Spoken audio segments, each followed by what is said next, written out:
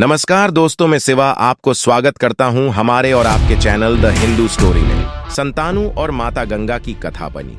प्राचीन भारत की पौराणिक कथाओं में बहुत सी कहानियां हैं जो हमें धर्म, नीति और जीवन की गहराइयों से अवगत कराती हैं। इन्हीं में से एक प्रसिद्ध कथा है संतानु और माता गंगा की। यह कथा महाभारत के अनुशासन पर्व से संबंधित है और इसे समझने से हमें न केवल धर्म की गहराई का एहसास होता है बल्कि जीवन की जटिलताओं और उसके समाधान के प्रति समझ भी मिलती है। कथा की पृष्ठभूमि नासिम्मा कथा का आरंभ हस्तिनापुर के राजा शांतनु से होता है। राजा शांतनु एक महान और धर्मप्रिय शासक थे। उनकी एक प्यारी पत्नी थी, लेकिन वह संतानों के लिए चिंतित थे। एक दिन वे गंगा नदी के किनारे घूमते हुए एक अद्भुत स्त्री को देखते हैं जो गंगा की धारा में स्नान कर रही थी। उस स्त्री की सुंदरता और दिव्यता ने राजा शांतनु का मन मोह लिया। उन्होंने उससे विवाह करने का प्रस्ताव रखा और गंगा ने भी सहमति दे दी। गंगा का वचन और राजा शांतनु की परीक्षा। गंगा ने राजा शांतनु से एक शर्त रखी, वे कभी भी गंगा के कर्मों को न समझने की कोशिश करें और न ही उनसे सवाल करें। राजा शांतनु ने गंगा के प्रस्ताव को मान लिया और उनका विवाह हुआ। गंगा ने राजा शांतनु से एक पुत्र जन्म दिया जिसका नाम भीष्म रखा गया। गंगा ने अपने पुत्र भीष्म को जन्म देने के बाद उसे राजा शांतनु को सौंपा और उन्हें छोड़ दिया। गंगा और संतानु का पुनर्मिलन।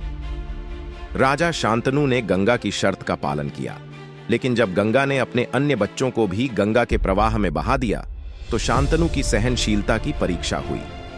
राजा शांतनु ने गंगा को समझाने की कोशिश की, लेकिन गंगा ने अपनी शर्त के अनुसार सभी बच्चों को बहा दिया। यह शर्त राजा शांतनु के लिए बहुत कठिन थी, लेकिन उन्होंने गंगा की इच्छा का सम्मान किया। गंगा की वापसी। समय के साथ गंगा ने राजा शांतनु को बताया कि अब उनके जीवन में बदलाव आएगा।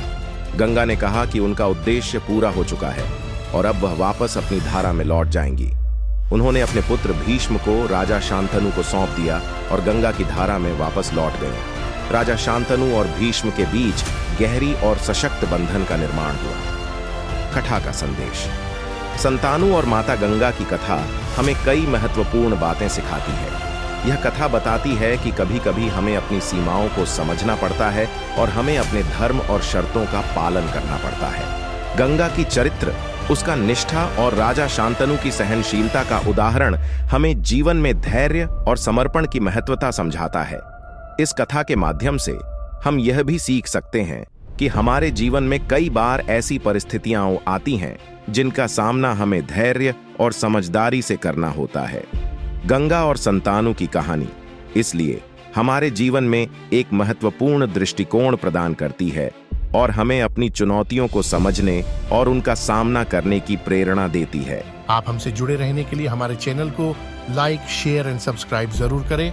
नमस्कार।